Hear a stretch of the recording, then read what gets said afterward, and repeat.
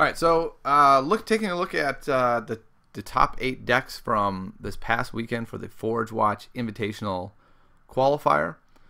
The winner was Hans, and he ran a, to this point, not Tier 1 deck.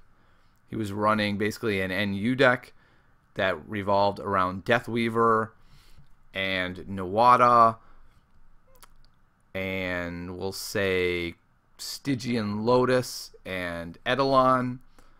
And in my opinion, the reason why this hadn't been a meta deck until now was that Stygian Lotus gives you this opportunity to really spread the board strongly and be able to, first of all, make comebacks, and second of all, to play very carefully in a way in which you don't actually block a bunch of the early guys. So you can have Deathweavers in empty lanes, Nawada empty lane. You don't want to block with these guys anyway. And then you're able to drop a Lotus in, maybe block 3 lanes, instantly turn 1 into, we'll say, a 9/9 if you have a Nawada and a Deathweaver on the board. And it makes for a chance to really spread the board quickly.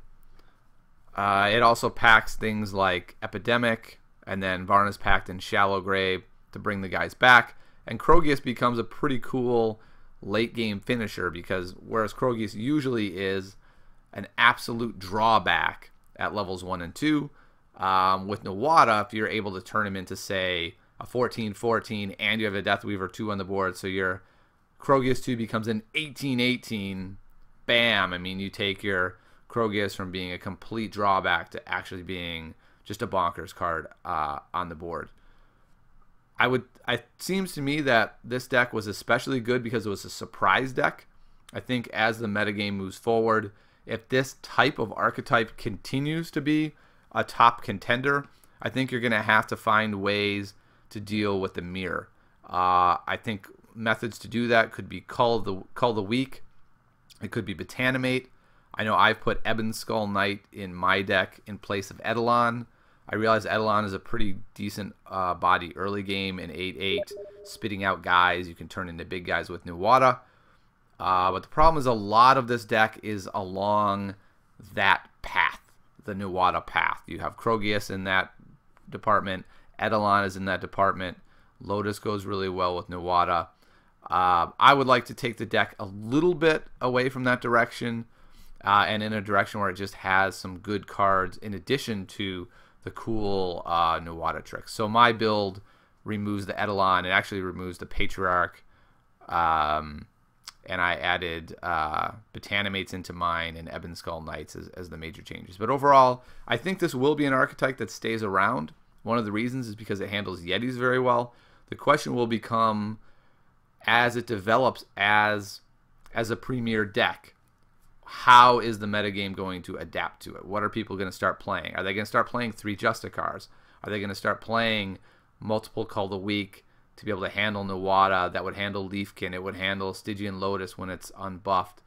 What is the metagame going to look like? So I'd say Hans did a really great job picking an interesting deck that sort of took the field by surprise, and I actually think these are the best ways to win events. If you can find a really good deck that can surprise a metagame, then you have a really good chance to win, and Hans is an excellent player. So that's Hans's deck. Let's move on to the second place finisher, which was Tetra Reigns, and he has a really interesting deck. I mean, it's also Utera Necrium, but it's totally different. It's basically like throwing all the good cards into one deck and then winning with it. And it's a very unusual deck. It has 1 Cull the Weak, 1 Eidolon. I don't really know what to make of the deck other than saying it has a lot of good cards. I mean, if you can find a way to have Thundersaur, Zemus in the same deck, Patriarch's buffing guys, I wonder if he got a little bit lucky in the way the metagame went, and that Devourer was really good in this format. A lot of people were running some sort of Nawada Lotus deck with Deathweaver, and Grimgaunt Devourer actually slots really, really well into that spot. And I wonder if I didn't get to see his matches, if that Devour actually sort of carried him quite a bit. Chiselhearth Archer is an interesting inclusion because going into this event, I would have said he's pretty strong. He hits Predator, he hits Phoenix, he hits Gargoyle, who's a serious pain. But looking at some of the top meta decks, a lot of people weren't playing those sort of standard move cards. AU wasn't quite as strong. Yetis didn't do particularly well. So I wonder if Chiselhearth Archer was maybe not quite the card he expected it to be. In essence, looking at this deck, I'm not really sure what to make of it other than to say it's a lot of good cards in a deck. It's going to be a fine deck. I'm not sure that this will be a contender moving forward, but it'll be something interesting to keep our eyes on. Certainly Devour is going to be a meta card if a deck like Hans's deck ends up being a top-level deck. I've heard mixed results on that. A lot of people say, I think that's one of the best decks in the meta, and others people have said, I don't know. I mean, it's not that great of a deck. So I'm not really sure what to say. We'll have to see what direction it goes, and certainly a deck like Tetra Reigns reacts fairly well to that deck. Having Cersei be able to take guys out, Devour just grow like a madman. Having that one cull even really makes you think twice about Nawadi. You see one cull and you go, how many culls does this guy have? All right, so let's move on to third place finisher, Dirk. Again, Dirk's deck is interesting. If you had told me going in a mono Aloyan Drawavatar deck would make top 4, I would have said I think you might be crazy. But look at the card he has. Aurian Justicar ×3. Look what the major decks were in this tournament. They were Deathweaver, Lotus decks. So I feel like this deck is actually situated reasonably well for that deck. In addition, Steelforge Avatar is pretty hard to remove since Lotus decks don't have a lot of removal. And in this format, they didn't have any removal. It's really hard to remove these big guys. So I think this deck really just sort of did well for the metagame. I mean, it's a solid deck, but my thought has been it's kind of tough because if you're not hitting your Drixes, you're probably losing. I mean, you might be able to make it happen with avatars, but Yetis will spread the board. It's kind of hard to get by them. They'll remove your guys. Any deck that's running a lot of removal is just going to remove the one avatar unless you can just sort of chain those Drixes, which can be very difficult to do. But if you have 3 Justicars and people are running Lotus and Deathweaver, you got a really good shot. So I don't really have much to say about this deck other than it's a Drawavatar deck, and Drawavatar is what it is. And some metagames, it's going to fit it into other. It's going to fit better than in others, and apparently in this metagame, it's fitting reasonably well.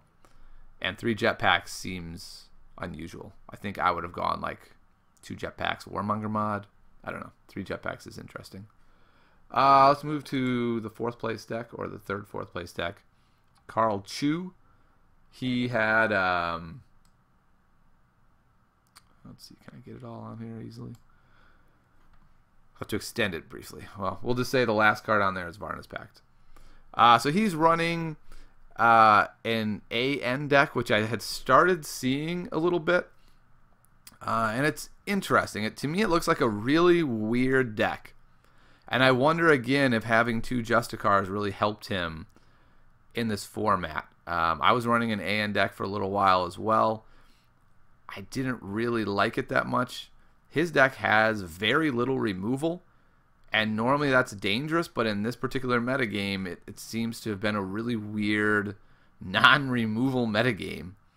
He has some odd choices. Only having 2 Sentinels feels very strange to me. I'm not sure why you would have a War Charger instead of a 3rd Sentinel. To me personally, that seems like a very odd choice, not one that I would have made. 3 Cersei's is interesting. I mean, you want removal probably. I think for me, 2 is really the magic number for Cersei.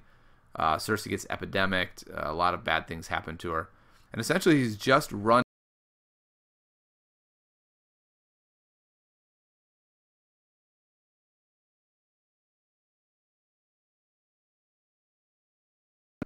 that strong and won't be seen that much in the metagame, but I think a deck like it could be. And I don't think he's running Zemus either. So this is a really interesting deck. I mean, I kind of like the idea of if you're going to run Deathweaver, Varna's Pact, you don't run Zemus. But Cersei certainly doesn't go well with Varna's Pact, Deathweaver. I mean, you're bringing back these really terrible Cerseis. I don't know. I don't really know what to say about his deck. It feels very odd to me. But, I mean, it certainly did well in the metagame. So, let's move on. We're going to round out the top 8. So, we have Hectares, or Hectares. I'm not exactly sure how you say that. He ran what was kind of expected from him, an AU deck. AU didn't do quite as well in this metagame, and I think it's because Lotus decks are really good against AU. It's not that AU can't beat them, but it becomes much tougher. I'm a little surprised to see some of his decisions. So he got away from Sentinel shenanigans. He has the Gargoyle, which is an amazing card. You're rarely going to take it out, but he doesn't have Sentinel. He has Swamp Moss Lurker in there, which is an interesting choice. I mean, it's you really, when you're playing AU, you have to decide, how am I taking stuff out? Am I going to use Buff? Am I going to use Botanimate? And one of his options seems to have been Swamp Moss Lurker. I don't like that inclusion myself. I'm not a big fan of Swamp Moss Lurker. I'd rather have other ways to take guys out. I like Warmonger mod for trading much more than I like Swamp Moss Lurker. And he's using Nexus Tech over Battle Tech, which is a fine choice, but I feel like if you're going to use Nexus Tech, probably Aegis Knight Sentinel is kind of the way to go to really be able to exploit all the armor. Without that combo and Nexus Tech, you're just kind of giving your guys a little bit of armor, which can be useful, but it seems to me like, for me personally, this is not a build of AU that I would run. I mean, it's similar. There's so many AU decks that are similar, but I'm just it's not one I'm a big fan of. And Lurker does 1-for-1 a lot of things, definitely. But if you're looking for stuff to help you trade, that's where Strategist is really useful, and Battle Tech is really useful. These are the kind of cards that you can force trades with. You don't have to Warmonger mod to do trades. Warmonger mod is such a cool card because it either trades or is aggressive. That's one of the reasons why I like it so much. All right, let's move on to the next deck. StillhadAllDeez. He's also running a variant on the UN. He went with Zemus, which is what I was running on Friday. This was a lot closer to what I was running on Friday, where I still had Zemus in my deck. And he has Devour, and I have a feeling Devour probably carried him a long way in this metagame. It's not as all in on the sort of Deathweaver shenanigans as something like Hans's deck was. He doesn't have Nuada, he doesn't have Eidolon, so he doesn't have like the highs of the highs, but then he also doesn't have the lows of the lows in case someone had answers for Eidolon, for Nuada, or was running 3 Justicars. It feels like StillhadAllDeez is much more of a sort of middle of the road deck. The problem with this approach is it doesn't feel like his deck is quite as good at exploiting what it's good at. So for instance, I would probably take Oros out of this build and maybe put in Nuada. I would probably put 2 Nuadas in that Oros spot. I do like the idea of having Kulls in the deck. I think you need some sort of removal. And I love the idea of being able to shoehorn Devours in there. I don't know about Zemus. I'm not a big fan of going Zemus with Varna's Pact when I can help it. But I can definitely see sort of the mindset of Lotus helps me get to player level 3, where I have stuff like Zemus and Devour that's going to take over the game. So I feel like this is probably a variant of this NU deck that we're going to see. I think we're going to see a variant of Hans's version. We're going to see a variant of this version. We're going to sort of see where this metagame shakes out and see which one is better. Or perhaps both are going to be reasonable alternatives, or maybe it's going to be somewhere in the middle. I'm not entirely sure how that's going to shake out just yet. We have Zakoris in the top 8. Can't quite get all of his deck on here. Almost. There we go. He's also running a UN deck, but he's running it a little bit more all in on clogging all the lanes. So he has Lifeblood Dryad, he has Branch Weaver Druid, he has Solstice Reveler. He has some very odd choices here of 1 Stygian Lotus, 1 Zemus, 1 Devourer. His deck is probably the one more than any I would want to talk to him about and say, I don't understand your deck, man. Like, he's got Eidolon, and he doesn't have Nuada. He's got Branch Weaver Druids, only 1 Lotus. Like, I don't really understand what he was trying to do or how his deck is better than either of the other UN decks. I would say, for me personally, I consider this deck to be sort of a worse version of Hans's deck, and it's almost a combination of Hans's deck and StillhadAllDeez. But to me, it's sort of like a worse version of them because he's using cards that, first of all, aren't that good. Branch Weaver Druid is just not that good of a card. Triad is not that good of a card. Reveler is a difficult card. If you're already filling all the lanes or you already have enough of a board presence, do you really need Reveler? Would you rather just have another big card? I don't know. Reveler is a tough one to find a spot for. All right, the last top 8 deck is Jabor. Jabor was running more of a straight NT deck. He's got 3 Dragons, 3 Zemus, 3 Phoenix. So he is really all in on sort of like the standard get to the late game win. And I think his deck was situated really well for this environment, having Removal Package and Spite Mage and Embrace and Epidemic and Cull and Treadmill. I mean, he has so many answers for that UN deck, culling all the Nuadas, Spite Maging the Death Weavers, getting to player level 3, wiping the board with Scorchmane Dragon. I mean, I can see how he made top 8. I imagine if he'd had a Devourer or 2, he might have even gone farther. I mean, I wouldn't have put a Devourer in this deck. I'm not saying it would have been the right choice. I'm just saying, had he, sort of predicted the metagame even more, I think it would have been even better. But I think NT was actually situated quite well for that type of metagame. All right. So overall, my thoughts on the meta, I don't really know. I feel like the meta's in flux right now. AU flex kind of decks are good. I mean, they're always going to be good. The problem is the Deathweaver Lotus builds are quite good against them. Yetis are quite good against AU, but Lotus is good against Yetis. And then where does NT slot into all this? And if that Lotus deck is going to be really good, Dravatar might be good. So I think what's going to happen in the next 2 weeks or so is there's going to be a lot of jockeying, quite a bit of tweaking on decks like this, trying to figure out how can I make, say, the UN deck better. Like you've seen me, I'm using Botanimate in mine now as a removal source. I feel like that would be good against things like Avatar and Drix and Devourers. And other decks are going to sort of react as well, maybe packing in more Justicars, maybe throwing random Devourers into decks that they wouldn't normally throw in.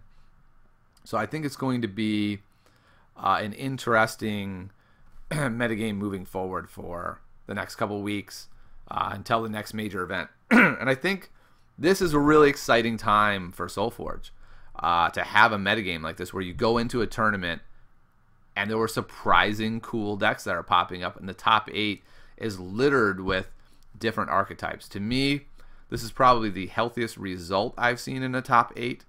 I don't know if that means it's the healthiest meta. We'll have to see how it shakes out. If something like the UN deck was more of a surprise deck, and once people figure out how to really handle that Deathweaver Lotus deck, it won't be as good. I don't really know. But certainly for that event, I'm really happy with how it turned out and how diverse the top 8 slots were. So congratulations to everyone who played in the event. Good job to Hans for choosing a really interesting deck that was situated really well against a metagame that looked like it was going to be something like AU Flex and Yetis and Zombies. I think that the deck does quite well against those decks. So good job, and congratulations.